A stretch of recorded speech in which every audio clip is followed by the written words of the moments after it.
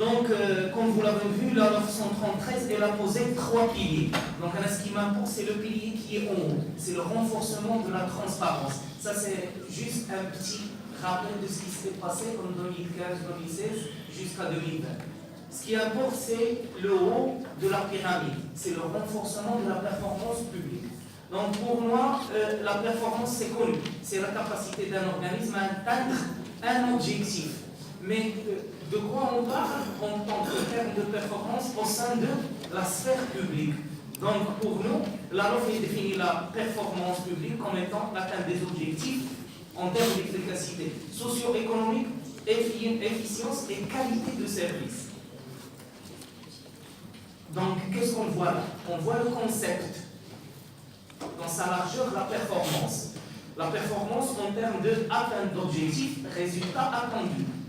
Mais c'est égal à quoi? Le sens large, c'est la création de valeur. Donc ceci, c'est une similitude entre le monde de l'entreprise et la sphère publique. Donc la création de valeur au sein du secteur public, c'est l'accroissement du profit, c'est la raison d'être de l'entreprise. Pour le secteur public, on va trouver la même chose avec notre contrainte, c'est l'optimisation des services rendus aux citoyens. Donc, les objectifs, c'est on va essayer de renforcer la transparence, améliorer l'efficacité et l'efficience de l'action publique et enfin accroître, et ce qui est important, la responsabilité des gestionnaires. Quel cadre logique? C'est quoi la performance concrètement? Ce cadre logique adopté par la loi 113, ça veut dire c'est les ministères, ils vont essayer de préparer leur stratégie. Donc, cette stratégie, il va être déclinée en plusieurs programmes. Chaque programme, il va essayer de nous fixer les objectifs qu'il veut atteindre. D'accord? Ces objectifs, ils ne seront pas virtuels, mais ils seront mesurés par ce qu'on appelle les indicateurs de performance. Un lien étroit, bien sûr, quand on va parler de ce processus de performance, donc il est lié étroitement avec le processus budgétaire. Donc, on va voir l'élaboration de la circulaire relative à la PBT, à la programmation ou programme budgétaire triennal, l'organisation des commissions de programmation et de performance, les phases d'arbitrage, et enfin, c'est la transmission des documents accompagnant le projet de loi de finances et la loi de règlement. C'est ce qu'on parle d'un schéma descriptif de cette articulation entre la démarche performance adoptée par le nouveau texte et le processus budgétaire. Vous le savez, c'est un texte budgétaire qui a diminué le délai de préparation, de la préparation jusqu'à le vote à 58 jours. Donc c'est déjà une performance en elle-même. Mais en plus, on va voir à la fin, c'est après le 20 octobre, et au sein du 20 octobre, il y a la MORAS qui est présentée avec les projets de performance des départements ministériels. Donc, c'est quoi cette stratégie? Donc, la stratégie, ça sera un diagnostic pour chaque département au niveau interne et au niveau externe, au niveau de son environnement. Bien sûr, il va essayer de faire une corrélation, une cohérence avec le programme gouvernemental parce qu'il y a des orientations stratégiques qu'il doit respecter dans son propre stratégie et avec une compatibilité, ça veut dire qu'il ne doit pas trop rêver, mais il va cadrer sa stratégie avec ses moyens et ses capacités, moyens humains, moyens et ressources. La stratégie, je passe. Donc, parmi les exemples de stratégie, vous le connaissez, l'ancienne stratégie plan Maroc vert et la stratégie sectorielle de la santé 2012-2016. Ça a des exemples et ça nécessite des ateliers de travail. Mais à titre d'exemple et à titre indicatif. Donc, cette stratégie, comme on a dit, on va la décliner en programmes. Donc, c'est ce qu'on appelle, ce sont des programmes de politique publique dans le sens où ils contribuent à la réalisation de plusieurs axes stratégiques de chaque département ministériel. Il est inscrit, bien sûr, dans une perspective تخينا غير un petit coup d'œil les PBT, programmation budgétaire triennale. Donc c'est une programmation, elle est annuelle. On n'oublie pas les 4 principes avec le 5e principe qui a été ajouté en 2015, la sincérité budgétaire.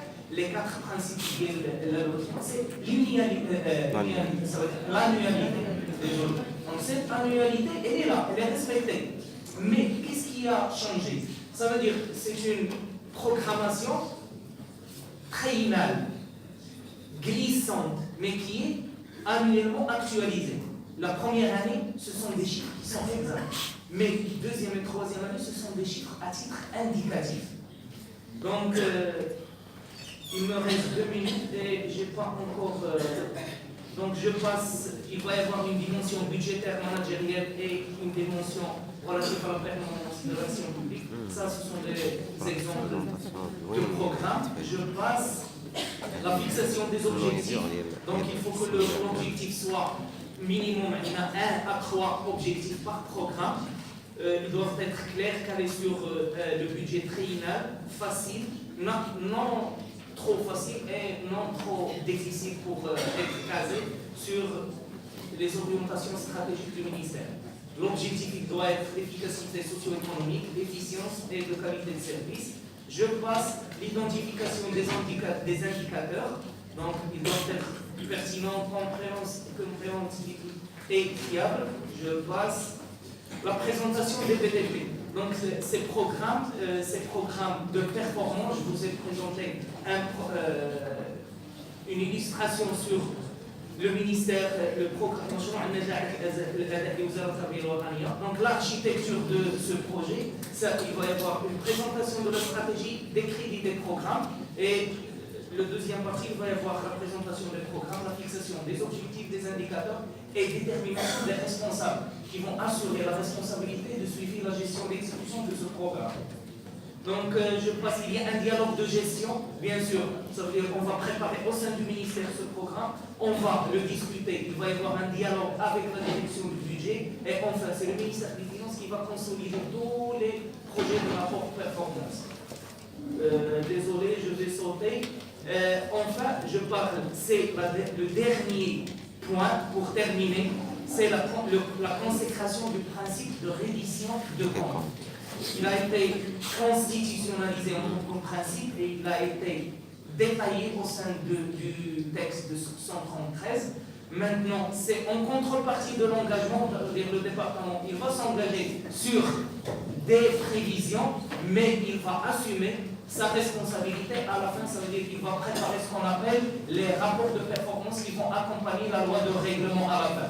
Ça veut dire, pour terminer, la cerise sur le gâteau, donc la nouvelle culture managérielle, c'est ça. On va donner plus de liberté pour les gestionnaires, mais en contrepartie, plus de responsabilité. Je vous remercie bien.